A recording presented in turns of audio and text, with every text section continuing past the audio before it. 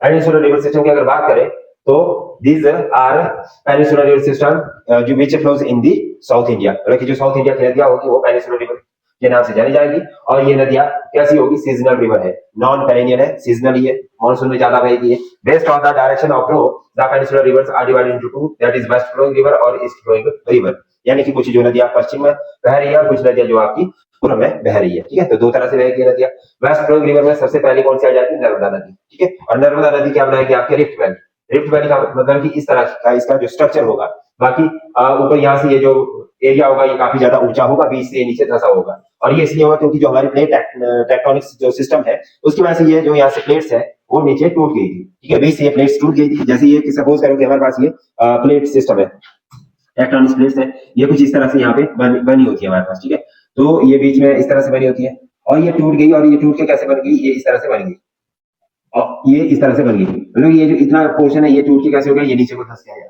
क्या हुआ इसका, ये बीच वाला जो पोर्शन है वो नीचे टूट के धंस गया। और यहाँ पर इसने एक रिवर के ये एक वैली का निर्माण कर दिया और इस वैली का नाम दिया गया, उसको बोला गया रिफ्ट वैली। ठीक है, और अब इसका स्ट्रक्चर में दिखता है, स्ट्रक्चर कुछ इस तरह से दिखता है। ठीक है, ये जो नदी दिखेगी आपको वो कैसे दिखेगी, कुछ इस तरह से नदी देखने को मिलेगी। ठीक है, बल्कि एक तरह की ये भी वैली बनाएगी। क्योंकि जैसे हमारे पास है हिमालय में एक याद रखने वाला एक ये पॉइंट है कि जो हिमालयन रिवर है सिस्टम है उसका जो स्ट्रक्चर है वैली का वो कैसा है, वी शेप है, वो ऐसे दिखेगी आपको। बट जो आपकी साउथ की है वो वी शेप नहीं रहेगी, वो कुछ फ्लैटन रहेगी, वो इस तरह से रहेगी। ठीक है, उसका स्ट्रक्चर ऐसा रहेगा। उसके बाद नर्मदा की हम बात कर रहे थे, the Narmada rises in the Amarkantak hills in Madhya Pradesh. कहां से निकलेगी ये, अमरकंटक मध्य प्रदेश से, and flows for a distance of about 1312 kilometre. कितने किलोमीटर बहेगी ये, 1312 kilometre. And it flows towards the west in a rift valley formed due to faulting. ठीक है, तो जो मैंने आपको फॉल्ट बताया था कि भाई वो टेक्टोनिक प्लेट्स टूट गई थी, तो इसकी वजह से इसमें एक फॉल्ट बना और उसके बाद ये एक वैली में बहती आगे।